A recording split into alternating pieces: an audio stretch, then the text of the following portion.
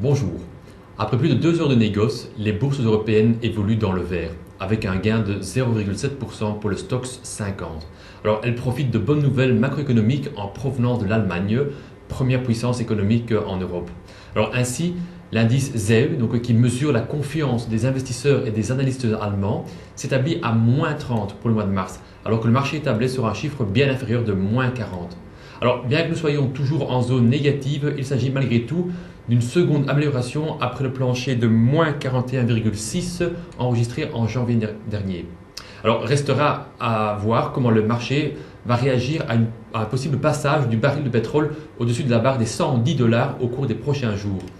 Alors, notons également que la baisse continue du billet vert en direction de 1,55 $ par euro n'est pas de nature à favoriser une évolution positive des bourses. Alors, au niveau des secteurs, soulignons la bonne tenue ce matin des financières européennes. On retiendra surtout le fait que l'augmentation de capital de Société Générale a été sursouscrite près de 2 fois. Et pourtant, on parlait d'un montant de 5,5 milliards d'euros à récolter. Donc c'est bien la preuve qu'il y a encore d'importants capitaux dans le marché. Alors notons enfin que Fortis se distingue au sein de l'indice BEL 20 avec une hausse de plus de 2% à 14,6 €. Alors selon certaines rumeurs, la banque espagnole Banco Santander envisagerait de prendre une participation dans Fortis. Notons aussi qu'il y a quelques jours, la direction de Fortis avait annoncé qu'elle annoncerait bientôt une transaction permettant de renflouer ses caisses de 2 milliards d'euros.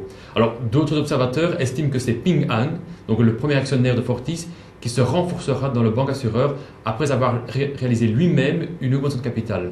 Alors la transaction définitive permettra probablement de redonner quelques couleurs au titre Fortis qui cède près de 20% depuis janvier.